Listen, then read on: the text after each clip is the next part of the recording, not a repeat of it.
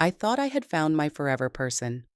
Marcus and I had been together for 3 years, and our wedding was just 2 months away. The ring on my finger caught the light as I folded the last of the wedding invitations, my heart swelling with happiness.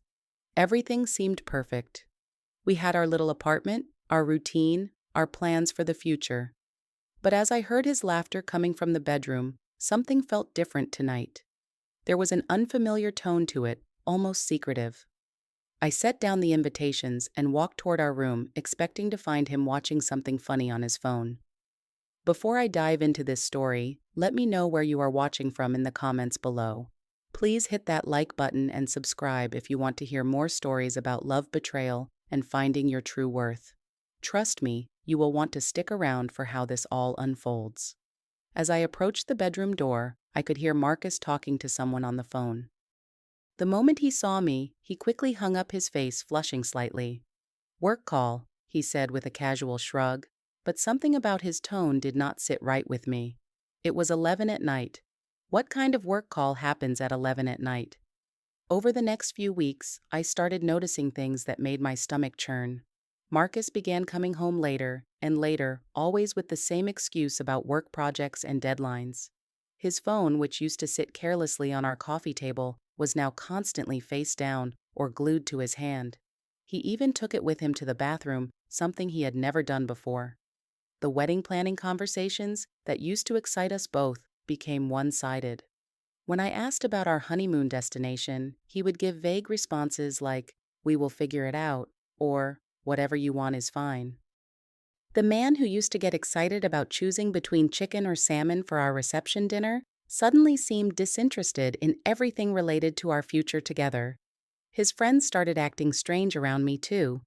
Jake and Trevor, who had always been warm and welcoming, now avoided eye contact when we ran into them at our usual hangout spots. Their conversations would halt abruptly when I joined them, and they would make quick excuses to leave. The easy camaraderie we had all shared seemed to evaporate overnight. I tried to rationalize everything. Wedding stress affects everyone differently, I told myself.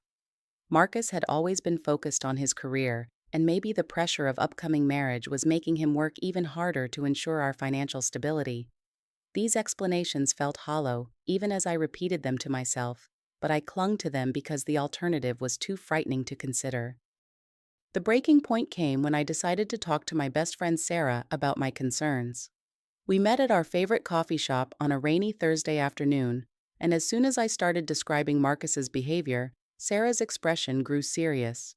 "Danielle, you need to trust your instincts," she said, reaching across the table to squeeze my hand. "You have always been intuitive about people. If something feels wrong, it probably is." "But what if I am just being paranoid?"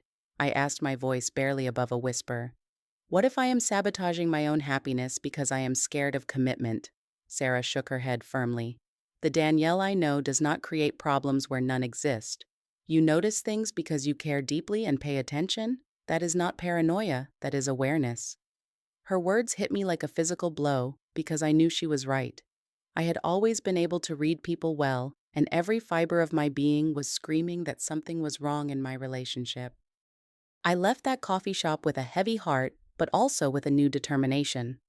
I needed to know the truth, whatever that truth might be. That evening, I made a decision that would change everything. I was going to find out what Marcus was really doing during those late nights and secretive phone calls. The thought terrified me, but living in uncertainty was becoming unbearable. The opportunity to discover the truth came sooner than I expected. The following Tuesday, I decided to leave work early to surprise Marcus with his favorite takeout from the Italian place downtown. I had been feeling guilty about my suspicions and thought maybe a romantic gesture would help us reconnect and put my fears to rest. As I turned onto our street, I noticed an unfamiliar silver car parked in our usual spot in front of the apartment.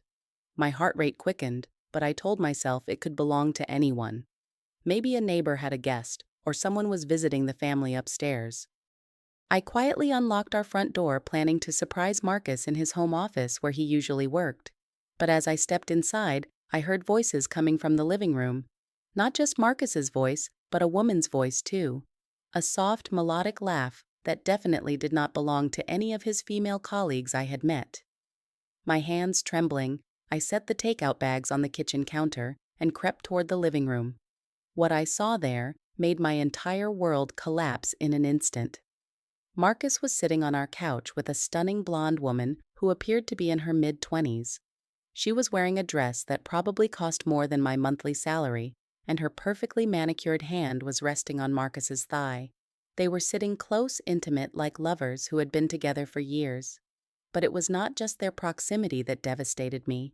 It was the way Marcus was looking at her with an expression of adoration and desire that I had not seen in his eyes for months. This was not a colleague or a friend. This was someone he cared about deeply, someone who clearly held a special place in his life that I knew nothing about. I pressed myself against the wall, my heart pounding so loudly I was sure they would hear it. But they were too absorbed in each other to notice anything else. Marcus reached up to tuck a strand of the woman's hair behind her ear, a gesture so tender and familiar that it made me feel physically sick. "When are you going to tell her?" the woman asked, her voice carrying a slight southern accent that made her words sound almost musical. Marcus laughed, and the sound chilled me to the bone because it was not his usual laugh. This was colder, more calculating. "Why would I marry her when I can have someone better and still keep her as a placeholder?" he said, his voice dripping with contempt. The woman giggled as if he had said something amusing rather than devastating. "You are terrible, Marcus." "But what about the wedding? All those deposits and plans?" "Danielle has been handling all of that," Marcus replied with a dismissive wave. "She pays the rent, she cooks, she cleans, she takes care of everything. She is convenient until I figure out my next move. Besides, she is so trusting she does not suspect anything." "But do not you feel bad about leading her on?" the woman asked, though her tone suggested she was more curious than concerned. Marcus shrugged. "She gets a nice place to live and someone to take care of her. I get my needs met without having to commit to someone I have outgrown. It is a fair trade until something better comes along." The woman leaned closer to him, her hand moving higher up his leg. "And am I that something better?" "Jessica, you know you are," Marcus murmured, pulling her into a kiss that made me want to scream. I stood there frozen, watching the man I loved describe our 3-year relationship as nothing more than a convenient arrangement. Every romantic moment we had shared, every time he had told me he loved me, every plan we had made for our future together had been a lie. I was not his partner or his fiancée. I was his placeholder, his meal ticket, his temporary solution until he found someone he actually wanted to be with. The conversation continued, but I could barely process the words through the roaring in my ears.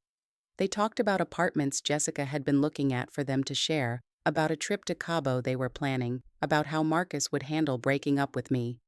He spoke about ending our relationship with the same casual tone someone might use to discuss changing their cable provider. I stumbled backward toward the kitchen, my legs barely supporting me.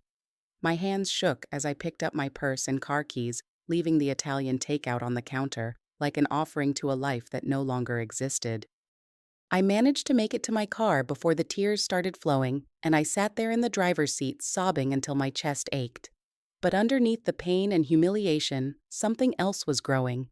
It started as a small spark of anger, but with each memory of Marcus's lies and manipulations, it grew into a burning flame of righteous fury. How dare he use me like this? How dare he make me feel crazy for trusting my instincts? How dare he plan to humiliate me by calling off our wedding at the last minute after I had spent months planning and thousands of dollars on deposits? I drove to Sarah's house and told her everything through tears and rage. She held me while I cried, but when I was finished, her eyes were blazing with an anger that matched my own. "Danielle, you are not going to let him get away with this," she said firmly. "You are going to make sure he faces consequences for what he has done to you." That night, I barely slept. My mind was racing with a mixture of heartbreak and determination. By morning, I had made a decision that surprised even me with its clarity and resolve. I was not going to confront Marcus immediately or give him the satisfaction of seeing me broken. Instead, I was going to take back control of my life systematically and strategically. The first thing I did was call in sick to work and spend the day researching my legal rights. I discovered that since my name was the primary one on our lease agreement, I had the right to remove Marcus from it with proper notice. I also realized that over the past 2 years, I had been paying nearly 80% of our household expenses, while Marcus claimed he was saving for our future that apparently did not include me. I made a detailed list of everything in our apartment that belonged to me: the couch I had bought when we first moved in together, the kitchen appliances I had purchased gradually over the months, the artwork on the walls that I had chosen and paid for, the bedroom furniture set that had been my splurge purchase last Christmas. When I really thought about it, Marcus had contributed very little to our shared life beyond his presence and empty promises. My next call was to my friend Amanda, who worked as a paralegal at a family law firm. She confirmed that I was well within my rights to take my belongings and remove Marcus from the lease, especially since I could prove I had been the primary financial contributor to the household. Document everything, Amanda advised me. Take photos of your belongings, keep receipts if you have them, and make sure you have proof of all the payments you have made toward rent and utilities. I spent the rest of the week gathering evidence and making preparations while acting completely normal around Marcus. It was one of the hardest things I had ever done, smiling and making conversation with someone who had betrayed me so thoroughly, but I knew that maintaining the element of surprise was crucial to my plan's success. Marcus, oblivious to my discovery, continued his pattern of late nights and secretive phone calls. He even had the audacity to complain about wedding planning stress, asking if we could simplify things to save money. The irony was not lost on me that he wanted to cut costs on a wedding he had no intention of going through with. During this time, I also started looking for a new place to live. I found a beautiful one-bedroom apartment in a better neighborhood than ours, with higher ceilings, more natural light, and a view of the city skyline. The rent was slightly more than what I had been paying for our shared place, but since I would no longer be supporting Marcus's lifestyle, it was easily affordable on my salary alone. I contacted the moving company and scheduled them for the following Tuesday a day when Marcus would be out of town on a business trip. I arranged for utility companies to disconnect service under my name effective that same day. I transferred money from our joint savings account, taking only what I had contributed, plus a little extra to cover the hassle of moving. Marcus could keep his portion, though it was significantly less than mine. The most satisfying part of my preparation was writing the letter I would leave for Marcus. I wanted him to understand exactly what he had lost and why. I wrote draft after draft until I found the words that captured both my disappointment and my strength. As I made these arrangements, something unexpected happened. The crushing weight of betrayal began to lift slightly, replaced by a sense of empowerment I had not felt in months. I was taking action instead of being a victim. I was reclaiming my agency in a situation where I had been made powerless by lies and deception. Saturday evening, as Marcus and I sat on the couch watching a movie, he actually had the nerve to reach over and take my hand. "I love you, you know that, right?" he said, looking at me with what I now recognized as practiced sincerity. "I know," I replied, squeezing his hand back. And I did know. I knew exactly what his version of love looked like, and I knew I deserved so much better. Tuesday morning arrived with unseasonably warm weather and clear skies, as if the universe was approving of my decision. Marcus left for his business trip at 6 in the morning, kissing me goodbye and promising to call me from the airport. I waited until his car disappeared around the corner before I allowed myself to smile for the first time in weeks. The movers arrived promptly at 9, and we got to work immediately. I had labeled everything that belonged to me, and they efficiently loaded box after box into their truck. My clothes, my books, my kitchen gadgets, my artwork, my furniture. Watching my life disappear from that apartment piece by piece felt liberating rather than sad. I left behind the few items that Marcus had actually purchased himself: a cheap coffee table he had bought at a discount store, a lamp his mother had given him, and a set of dishes that had been a housewarming gift from his college friends. The contrast was stark and telling. In 3 years of living together, his financial contribution to our shared life could fit on a single shelf. Before leaving, I walked through each room one final time, making sure I had not forgotten anything important. In the bedroom, I took one last look at the space where I had planned our future together, where I had dreamed about the life we would build. That woman felt like a stranger to me now, someone naive and trusting who had believed in fairy tales. I placed my letter on the kitchen counter, where Marcus would be sure to see it when he returned. Next to it, I left printed copies of all the text messages I had discovered between him and Jessica, along with screenshots of apartment listings they had been looking at together. I wanted him to know that I knew everything and that his deception had been completely unsuccessful. The letter read, "Marcus, since I am apparently just a placeholder until you find someone better, I figured you would not mind if I removed myself from this equation entirely. You can have your freedom immediately instead of having to wait until our wedding day to humiliate me. I have taken only what belongs to me and removed my name from the lease. The utility companies will be disconnecting service under my name at 5 p.m. today. You have 30 days to qualify for the lease on your own or find alternative housing arrangements. I hope Jessica is worth it. Danielle." By 2 in the afternoon, everything was loaded, and we were heading toward my new apartment. The movers were efficient and friendly, and they had my new place set up within hours. As I stood in my beautiful new living room, surrounded by my belongings, in a space that was entirely mine, I felt a profound sense of relief and possibility. My phone started ringing around 6 that evening. Marcus had returned home early from his trip to find our apartment emptied of everything that had made it a home. He called 17 times in the first hour, leaving increasingly frantic voicemails that progressed from confusion to anger to what sounded like genuine panic. "Danielle, what the hell is going on? Where are you? Where is all of our stuff? Call me back right now. This is insane. You cannot just take everything and disappear. We need to talk about this like adults. I do not understand why you are being so dramatic about whatever you think you know. Just come home so we can work this out." But I did not answer. I had changed my number that morning, and the calls were going to my old phone, which I planned to return to the company store the next day.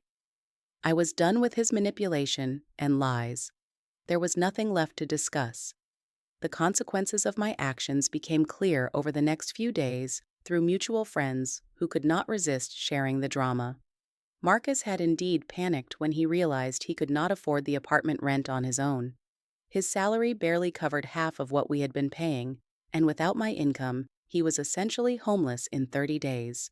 He had called Jessica in desperation, expecting her to step up and help with the financial burden, or at least offer him a place to stay temporarily. But Jessica, it turned out, was not interested in a man who could not support himself, let alone her expensive tastes. She stopped returning his calls within days of learning about his financial situation. According to Sarah, who heard it from Trevor's girlfriend Marcus had to move back in with his parents in New Jersey, a fact that humiliated him deeply at 32 years old. His carefully constructed image as a successful independent man had crumbled along with his living situation. The wedding vendors were surprisingly understanding when I called to cancel everything. Most of them had dealt with situations like mine before, and several offered to refund deposits that were technically non-refundable.